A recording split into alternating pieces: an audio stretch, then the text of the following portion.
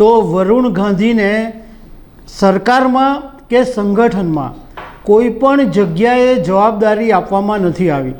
એનું સૌથી મોટું કારણ એ છે.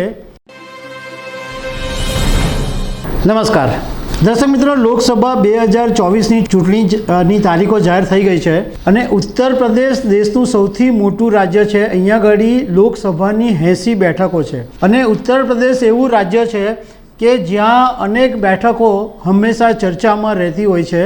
અમે આજે એક એવી જ બેઠક વિશે વાત કરીશું જે બેઠકનું નામ છે પીલીભીત. અને આ પીલીભીત ઉપર વરુણ ગાંધી અત્યારે ભાજપના સાંસદ છે, તો એમના વિશે વાત કરીશું. મારું નામ રાજેશ શાહ છે અને તમે જોઈ રહ્યા છો ખબરછે.com. દર્શક મિત્રો, વરુણ ગાંધી ભાજપની ટિકિટ ઉપરથી પીલીભીત પરથી સાંસદ તો બનેલા છે, પરંતુ છેલ્લા 10 વર્ષનો જો આપણે ઇતિહાસ જોઈએ ને તો વરુણ ગાંધીને સરકારમાં કે સંગઠનમાં કોઈ પણ જગ્યાએ જવાબદારી આપવામાં નથી આવી. એનું સૌથી મોટું કારણ એ છે કે એક તો વરુણ ગાંધી પોતાના લોકસભા વિસ્તારમાં દેખાતા નથી, પરંતુ અખબારોની અંદર લેખો લખીને પોતાની સરકારની સામે નિશાન સાધે છે અને આકરા સરસંધાન સાધે છે અને આલોચના કરતા રહે છે.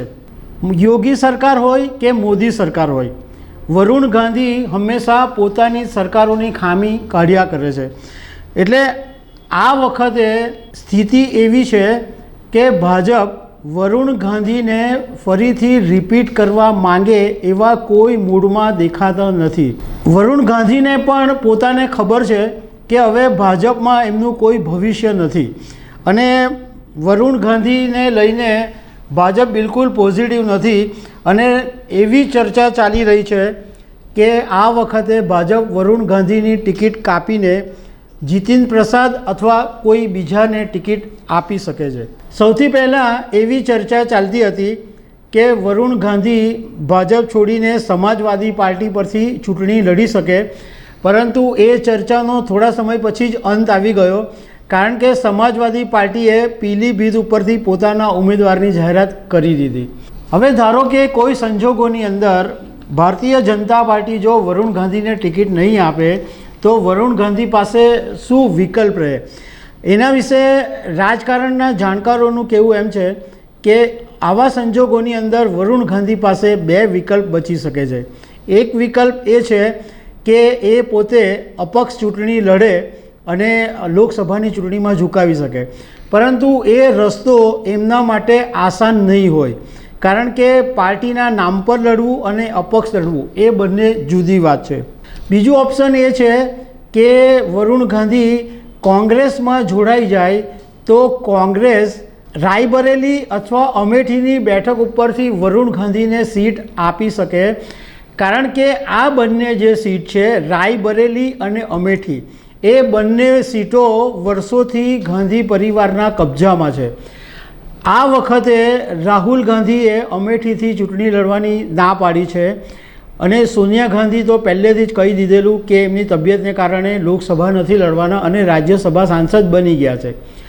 એટલે રાયબરેલી અને અમેઠીની સીટ જો સાચવવી હોય તો વરુણ ગાંધીને ગાંધી પરિવારના સભ્ય તરીકે કોંગ્રેસ ત્યાંથી ટિકિટ આપી શકે. હવે ઉત્તર પ્રદેશની અંદર ટોટલ 7 તબક્કાની અંદર લોકસભાની ચૂંટણી થવાની છે અને પહેલો જે તબક્કો છે એ 19 એપ્રિલે 8 બેઠકોની ચૂંટણી થવાની છે અને એ 8 બેઠકોમાં પીલીભીતનો સમાવેશ છે. એટલે 17 એપ્રિલે ચૂંટણી થવાની છે, પરંતુ ભાજપે અત્યાર સુધી જે ઉત્તર પ્રદેશના ઉમેદવારોની યાદી જાહેર કરી એમાં વરુણ ગાંધીની સીટની હજુ જાહેરાત કરી નથી. હવે પીલીભીત સીટ છે એના વિશે વાત કરીએ તો 1989માં પહેલીવાર વરુણ ગાંધીના માતા મેનકા ગાંધી જનતા દળની ટિકિટ પર ચૂંટણી લડ્યા હતા અને જીત્યા હતા. એ પછી 1996માં પણ જનતા દળની ટિકિટ ઉપર ચૂંટણી લડ્યા અને જીત્યા. 1998 અને 1999માં પણ મેનકા ગાંધી ચૂંટણી જીત્યા હતા, પણ 1999માં તેઓ અપક્ષ ચૂંટણી લડ્યા હતા, પણ ભારે માર્જિનથી આ પીલીભીતની બેઠક ઉપરથી જીત્યા હતા.